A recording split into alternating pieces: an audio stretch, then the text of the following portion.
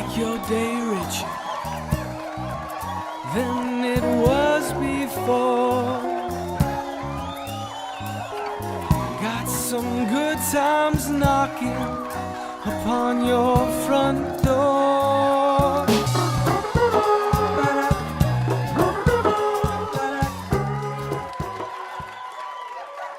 Well, hello everyone. Welcome to Make Your Day Richer. Hi friends. It is the 214th episode of Make Your Day Richer here. We can't hear you. Is that what you're saying? Why can't you hear me? I think, let's see. Well, that's always fun. Yeti, are you saying, wait, hold on. Are you saying you can't hear me? Danielle? No. Can you? Well, we're going to bring Danielle out here and see. We'll just do it this way then. Why don't we do that? Watch. Add. Switch. Hi, you can't hear me? You can't hear me. Oh, the fun is always exciting around here. Let's see. That is on. Why not? I hear, yeah. I don't know why though. Let's remove. No, we can't remove.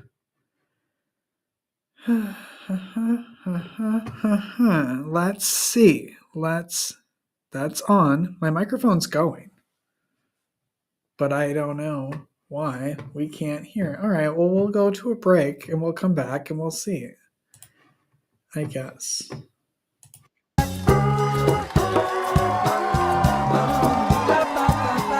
Life is difficult. Are you feeling overwhelmed or like you could use a little support for your mental well-being? Visit the Help Hub.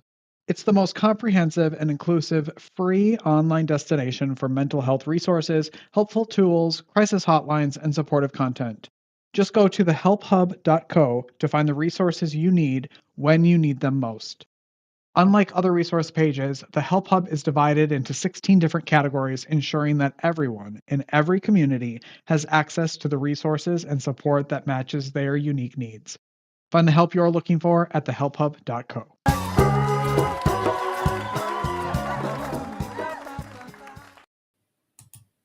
All right, let's see if...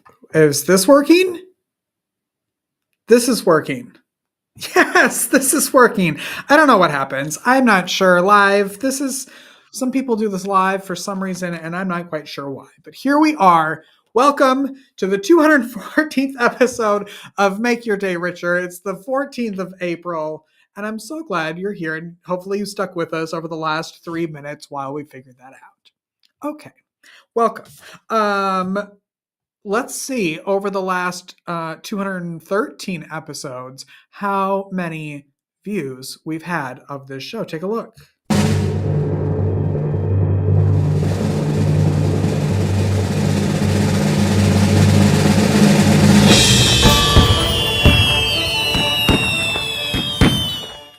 That's 337,110 views. So thank you to everybody who watches, who listens, who shares, who supports this show. Thank you so much. I enjoy coming here every day and meeting people, introducing you to people, and a great way to help support the show is to go to our donation platform. A lot of people ask if it's actually buying me a coffee, and they're like, well, I'm not near you. I can't buy you a coffee. It's not actually buying me a coffee. It's supporting the show through the Buy Me a Coffee campaign at Buy Me a Coffee. Can I say that one more time? buymeacoffee.com/makeyourdayricher and support the show that way, would you? This coming weekend, I'm very excited. We leave Thursday to go to Melbourne, Florida for the Wolf Media Festival. Anybody out there who's making media, from authors to filmmakers, podcasters, board games, tarot cards. I mean, you name it. If you are making media, if you are a creator, you should be checking out the wolfmediafest.com. They have a podcast that I co-host, and we'll be going down there for their annual awards, screenings, author signings. It's going to be a really fun time. So if you're out there and you're in Florida, come check us out. And if you're not, just go to the website and submit your work. Hopefully win an award or two. come on the podcast, not this podcast, the Wolf Media Fest podcast, and chat with me. It's going to be a good time. I'm excited for a little vacation, hopefully, in sunny Florida. And outside of this show, I don't know if you know this or not, but I produce and edit podcasts, live streams. I make sure that their sound works before we go live. Those are the things I do for other people. I don't have a me here, so this is what happens. And Before You Go is a podcast from Abode, a nonprofit in San Antonio, Texas, a wonderful, wonderful nonprofit that houses people in the final few months of their lives. And so it's a podcast all about dying with dignity, preparing for death, and sometimes the joy around death. And it's very informative. I love it. I learn every week from Natalie and whoever she is talking to. And there's a new episode out today. So I want you to take a look at this clip. From my limited understanding, embalming and putting people in concrete and this hardwood, and it kind of takes away, it sanitizes the experience in not a great way. And like you said, that's not the way that we were meant to die. I wonder if you can share a little bit more about embalming, because I think that is a misconception. People feel that they have to be embalmed in order to work with a funeral home, in order to be buried, that is number one, you call the funeral home. Number two, your body's embalmed. Number three, you go to a service and pay your respects. Can you teach us a little bit about embalming and why it's not such a great idea? That it's the American way of death. It's a great, great podcast, a great nonprofit to support. Abodehome.org is where you can learn more about what they're doing, about Natalie and the podcast. And if you need help with your podcast, your live stream, send me an email at makeyourdayricher@gmail.com and we'll get you all sorted out. Okay, I think that's all I have. So we're going to take a break. We have a great show today. And we're going to be right back with Danielle Orsino right after this break. So don't go away.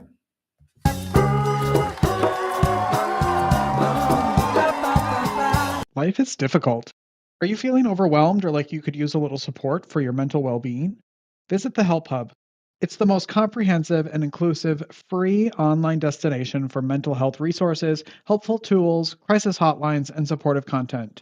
Just go to thehelphub.co to find the resources you need when you need them most. Unlike other resource pages, the Help Hub is divided into 16 different categories, ensuring that everyone in every community has access to the resources and support that matches their unique needs. Find the help you're looking for at thehelphub.co.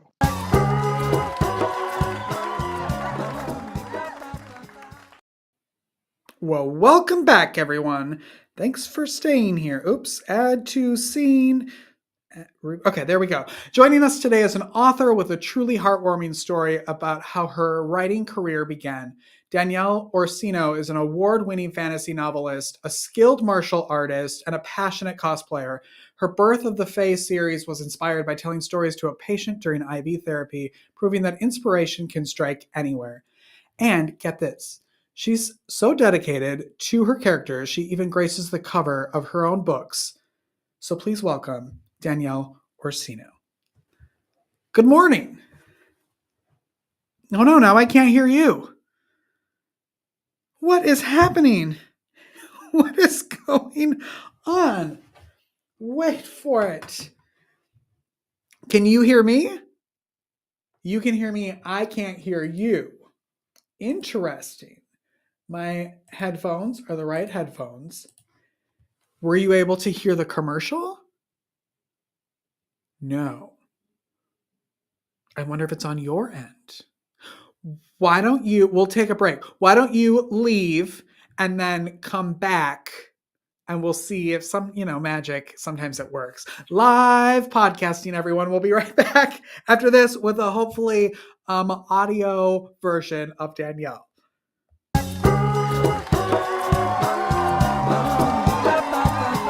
Life is difficult. Are you feeling overwhelmed or like you could use a little support for your mental well-being? Visit the Help Hub. It's the most comprehensive and inclusive free online destination for mental health resources, helpful tools, crisis hotlines, and supportive content. Just go to thehelphub.co to find the resources you need when you need them most. Unlike other resource pages, the Help Hub is divided into 16 different categories, ensuring that everyone in every community has access to the resources and support that matches their unique needs. Find the help you're looking for at thehelphub.co.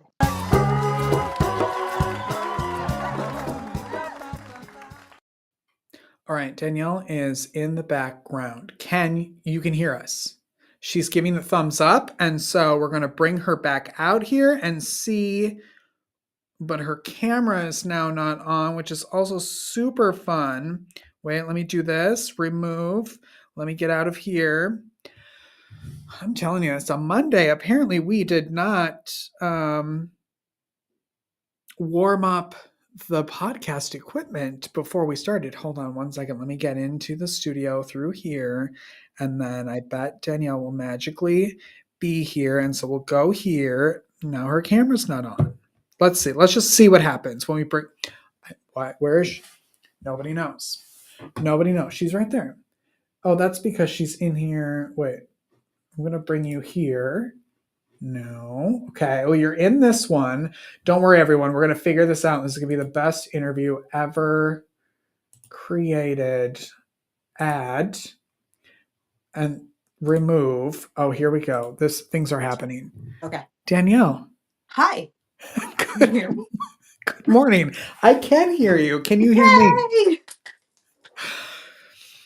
Yikes, everyone. Yikes. I'm so Monday. sorry. What is happening? Technology, not our friend today. It's the 14th, not the 13th, and it's a Monday the 14th. Was there a horror movie Monday the 14th or I'm something? not sure, but I think we just created one. Yeah, exactly. If Quick, there write that isn't down. one, this is being recorded so we can put that out there. Hey, thanks for being here. Thank you for having me through all the chaos. I guess I just bring it with me. Chaos be Thanks with you. we're breaking the internet, maybe. Maybe there's so many people watching that all I'd like to think so. I don't know.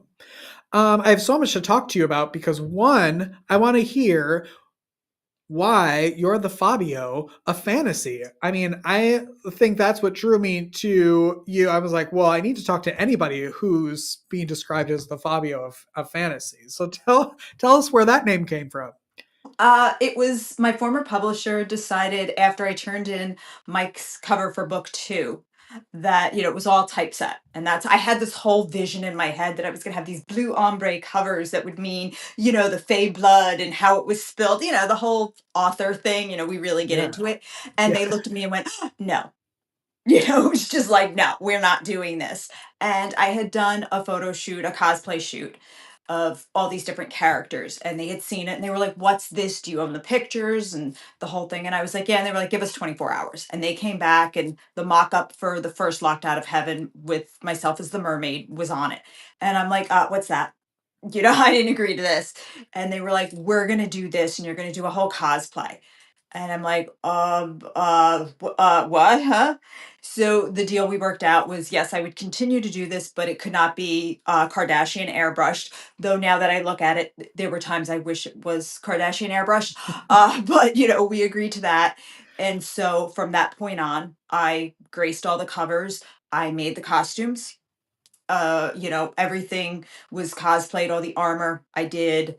There was 1 or 2 headpieces that were done for me, but everything after that we made. Gosh. And so those covers are limited editions. Once they were gone, they were gone, because it's a lot of pressure to be on the covers too, because you judge, everybody says don't judge a book by its cover. We all judge a book by its cover, come on, that's what draws us in. And then I'm being judged for what's written. Yeah. It's a lot. A lot. And then everything is about you. Yeah. Yeah, and that's authors are introverts. I don't care what anybody says. We just want to write.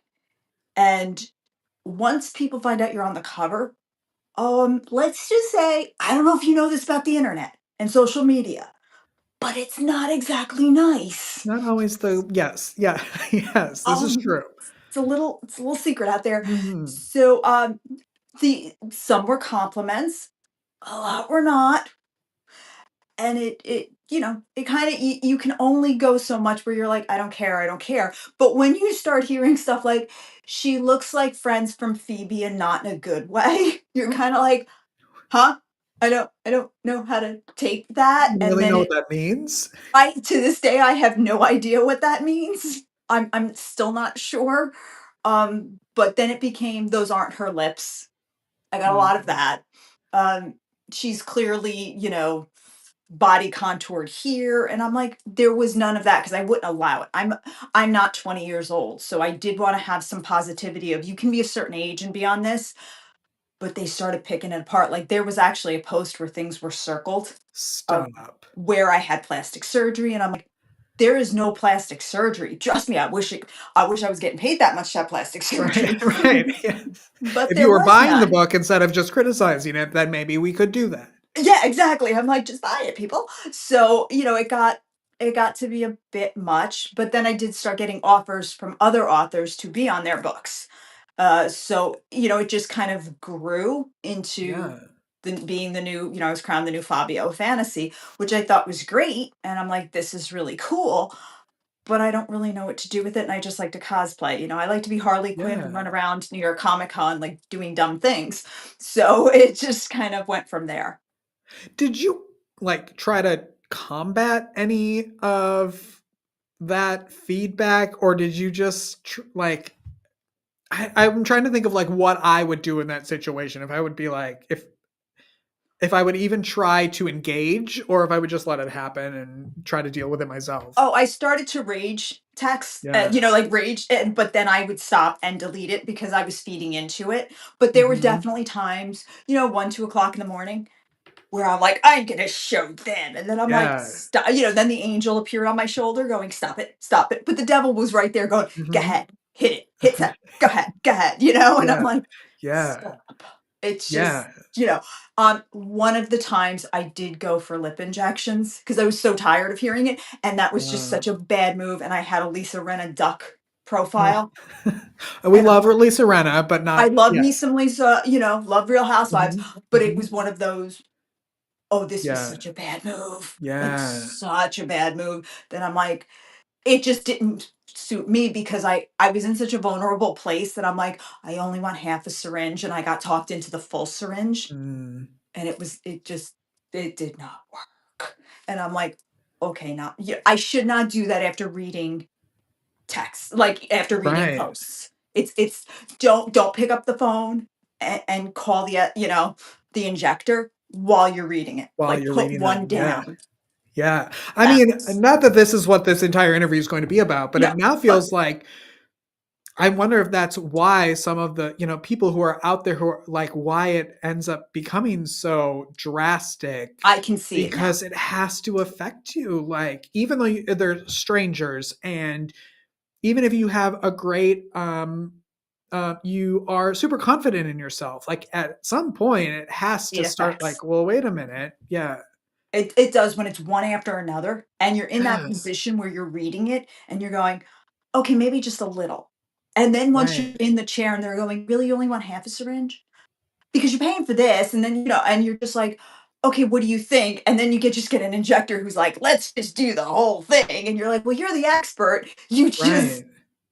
there you are, and then you walk out, and you're there. You're like, the swelling will go down. It'll totally go down, and then a month later, you're going, um, Why is it still here? Yeah. you're like, when I turn to the side, it's all lit, and Ugh. that's so. If you look at the cover of Kingdom Come, my profile is slightly exaggerated.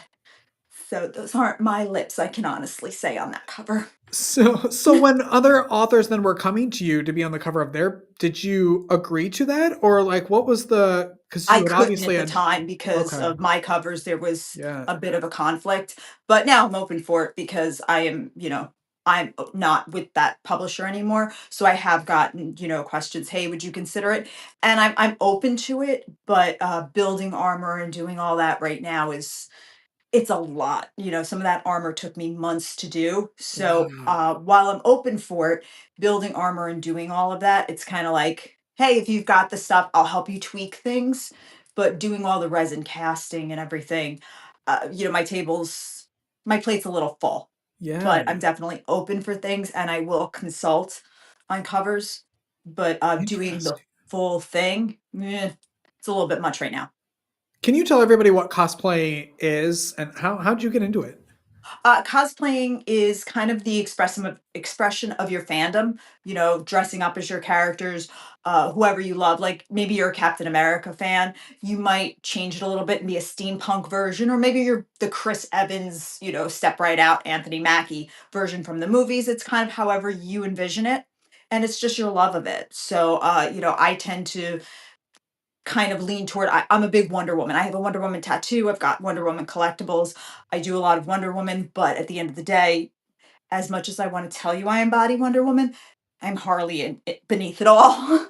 You know, I can't get out of my own way. I'm definitely a Harley girl. So one day it just kind of happened. I was always doing it, but I didn't know it was cosplay. Mm. You know, when I was Mhm. at it was my green belt testing for Taekwondo, and I had to break my boards, and the head of my organization was coming to judge me, and the man just hated my guts. So I made a Deborah Winger Wonder Girl, Drusilla from the old Linda Carter.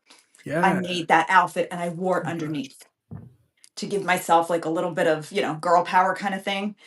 And that was like really my first cosplay. And I didn't know. I got in trouble because you're only supposed to wear like all white. And he could Yeah. see like the little red and blue kind of sticking out. I had the bracelet. I had the whole thing going. Wow. You know, it was like my instructor was like, "You're a nut." But, you know, I kind of always did it and just didn't know. I was literally Wonder Woman every Halloween you can imagine. I still have like the sealed underoos I found on eBay. Oh A my little gosh. crazy about it.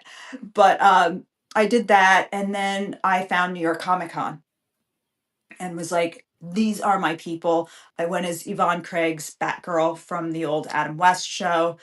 And then slowly it just kind of every year got a little bit better. Started making weapons and doing those kind of things. And I just every year I go, and it's absolutely a ball. I love that. And I mean, costume making, it's like you're beyond crafty. You're so artistic in so many different ways like that. Have you always been a creative, like since you were a kid, very creative, very artistic, or? I've had my moments, you know. It's like, yeah, I was like the popsicle kid, you know, making like the little houses and Uh-huh. always finding something. I think with cosplay, you figure out what area you're in. You know, while I like embellishing, you know, I'm a big Swarovski crystal girl. I love adding that to whatever. I do better with weapons. I've made like my Harley cork gun, my Harley mallet, my Wonder Woman shields and swords. I'm better with that kind of stuff and Wow. the armor versus sewing a full corset for Wonder Woman or something like that. So you always tend to find what you will drift toward in cosplay as that being your thing.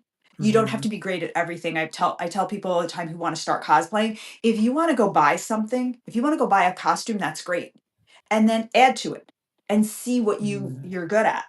Some people, like I said, they're just good at weapons. They like doing that. That's my thing. Versus I'm not going to sit at a sewing machine and make an entire outfit, but I'll do a sword all day long. The swords I used for one of my photo shoots for the Fae, the Harbinger swords that I made, I spent hours painting it to make sure it looked like worn, you know, steel. That I'll do all day. But if you ask me to sit at a sewing machine, I'm looking at you like, am I done yet? Am I done? You know, so just, you know, you just gotta kind of find your niche. Well, what about sitting at a computer writing an entire series? Well, how does that like calculate into your love and what you like? Is that exciting for you? The funny thing with that is I handwrite everything first. Oh my gosh. That's my thing. I have to handwrite it before I will ever sit at a computer. Sitting at a computer is the second stage of editing for me. I handwrite, and I don't know how I got into handwriting. It was just to me that felt right. It's probably part of the muscle memory a little bit, Uh-huh. but I will handwrite first before I'll ever sit at a computer. That to me is boring. I have to have RuPaul's Drag Race going on or Right. Real Housewives in the background in order for me to sit at a computer.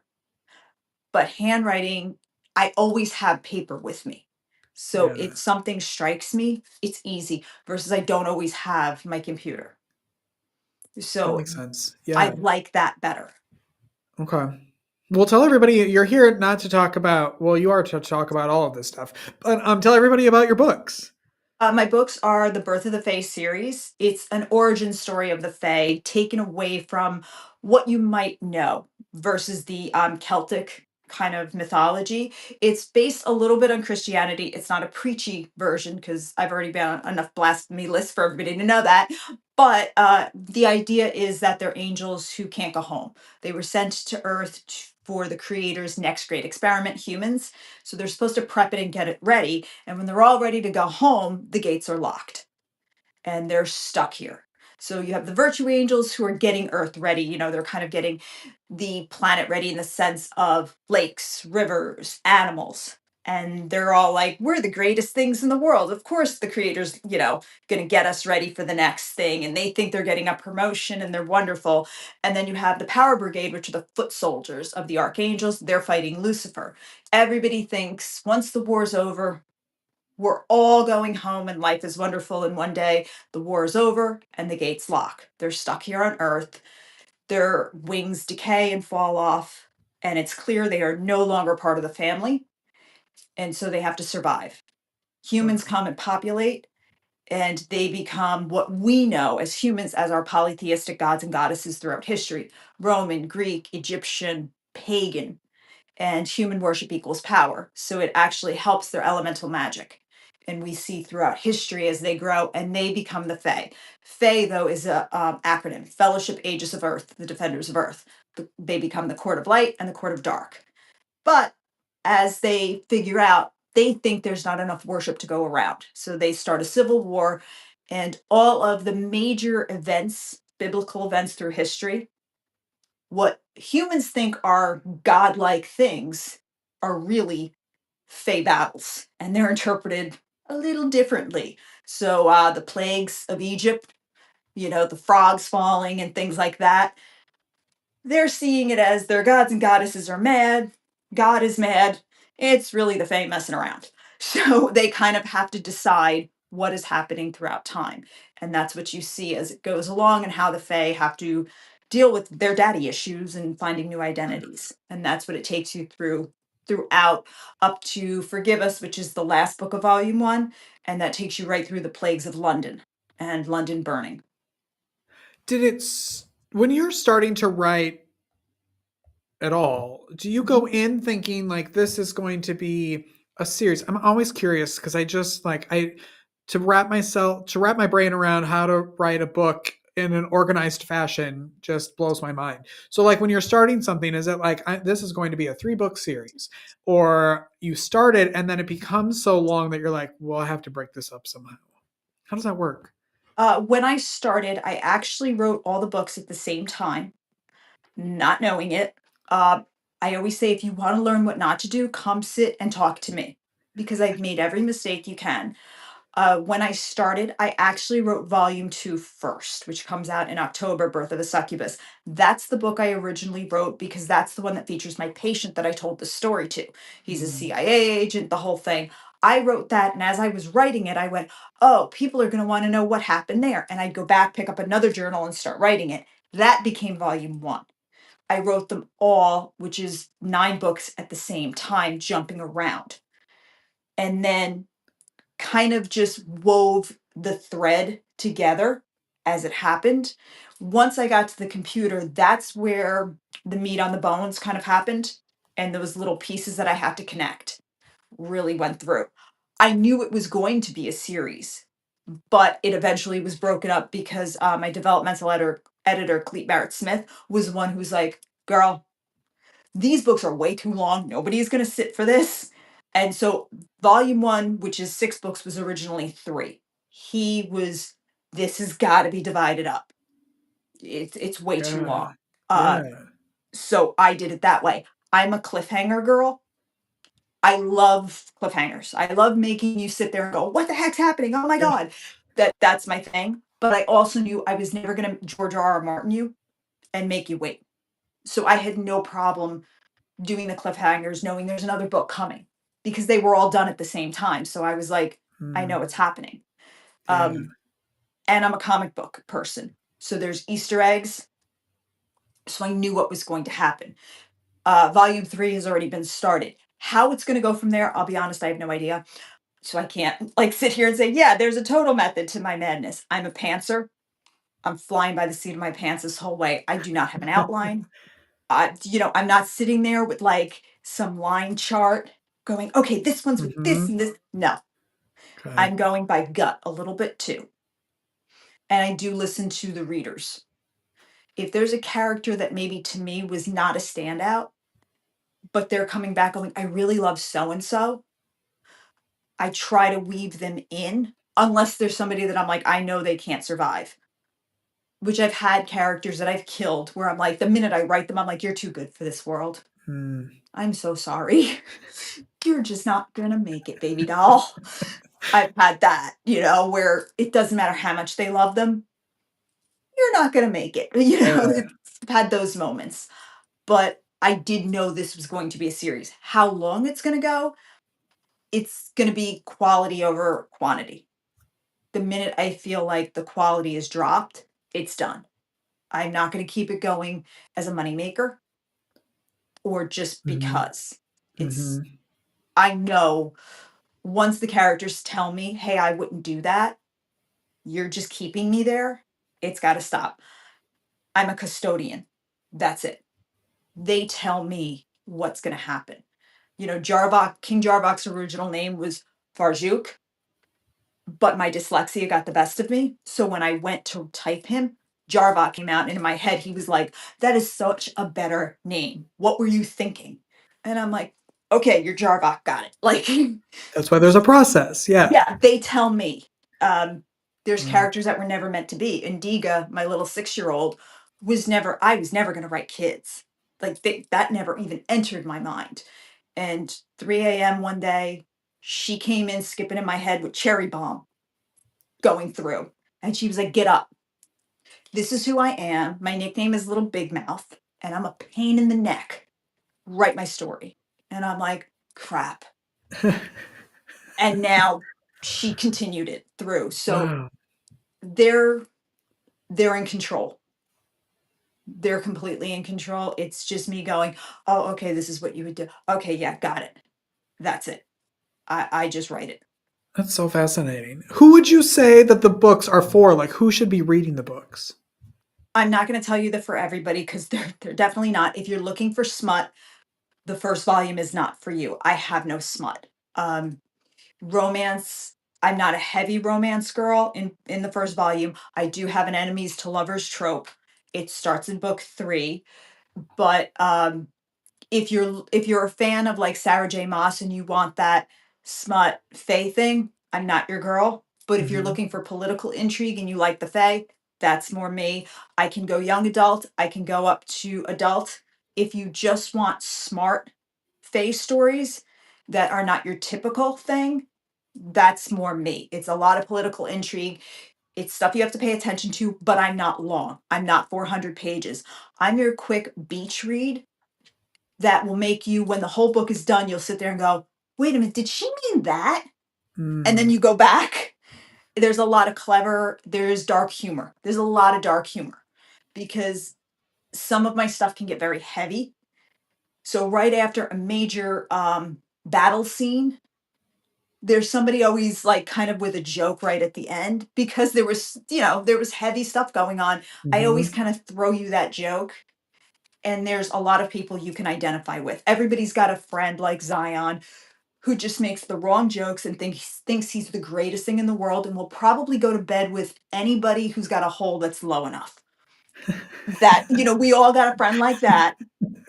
So there's somebody you can identify with in the books. And if you don't, you are the friend. So Yes, there's exactly. That. And if you go, I don't know that person, there's somebody looking at you going, yes, you do. Yeah. There's that one. Jarbok is the brooding guy that you're not supposed to like, and you want to change him. There's that, Los is a little dragon based on my Yorkie. So everybody's got a pet that you talk to that you're waiting to answer back, and he's judging you. That pet is judging you. That's Los because Los judges me, but Loyal is anything. So there's a lot of familiarity because I'm not a classically trained author. I pulled from real life. So Serena is based on my best friend from high school.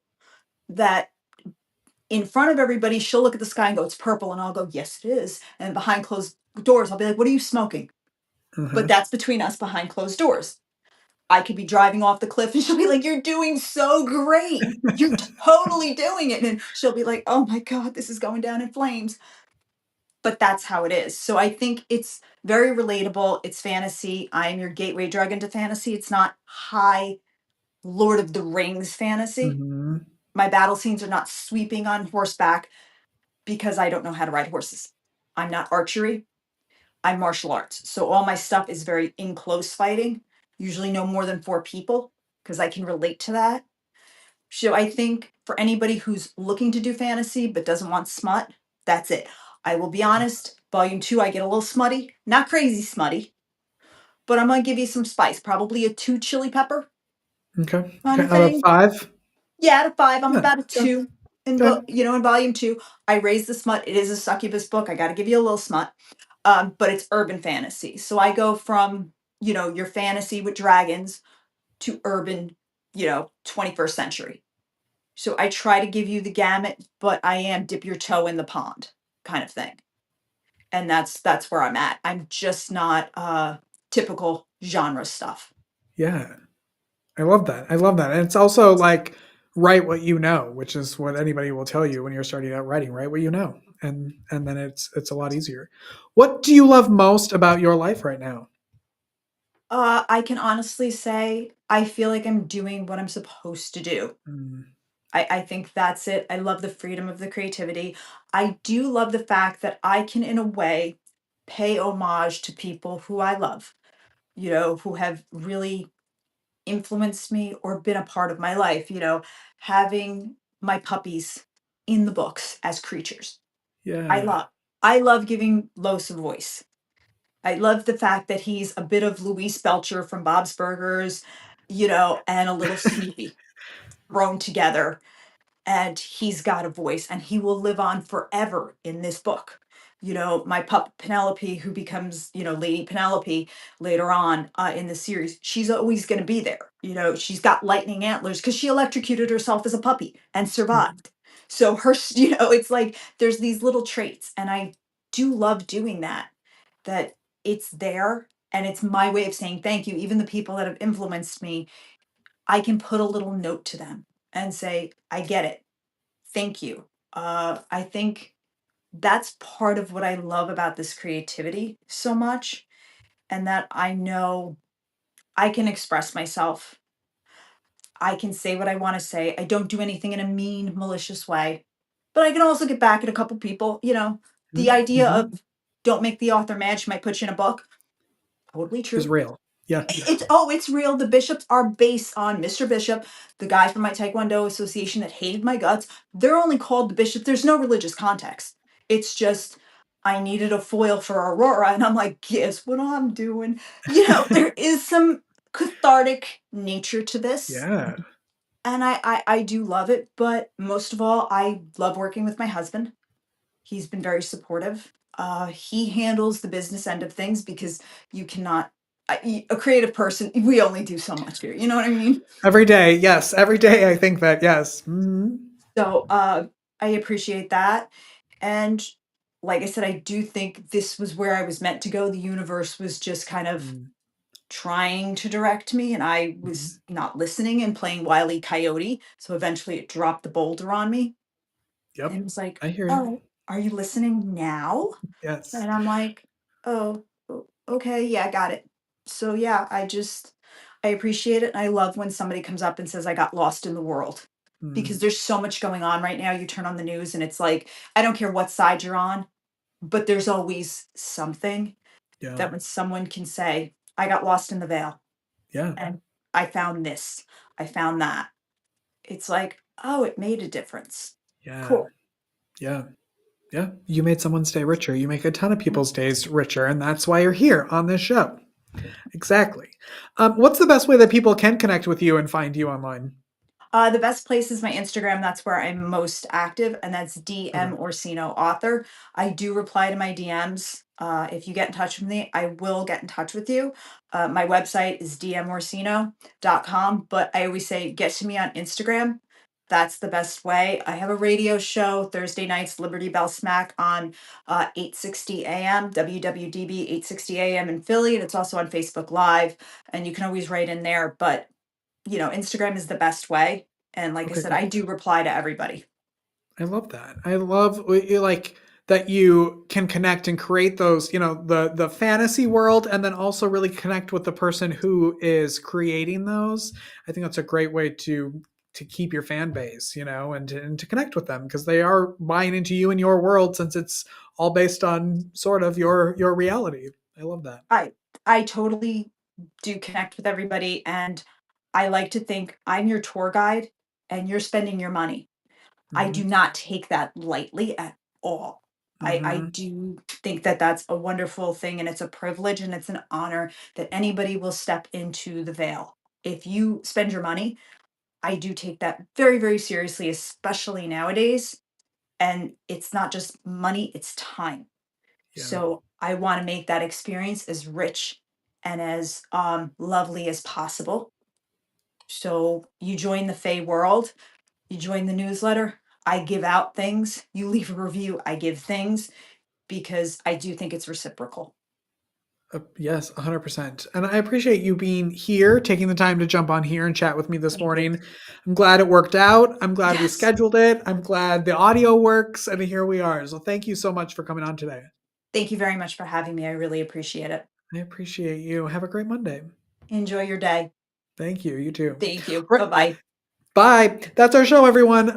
Go make your day richer. Go make somebody else's day richer. You've made mine by watching this show, and I love you for it. We'll be back all new tomorrow with Karen Iverson, who is the difference maker. So we'll learn all about her tomorrow. Have a great day, everyone. Bye bye.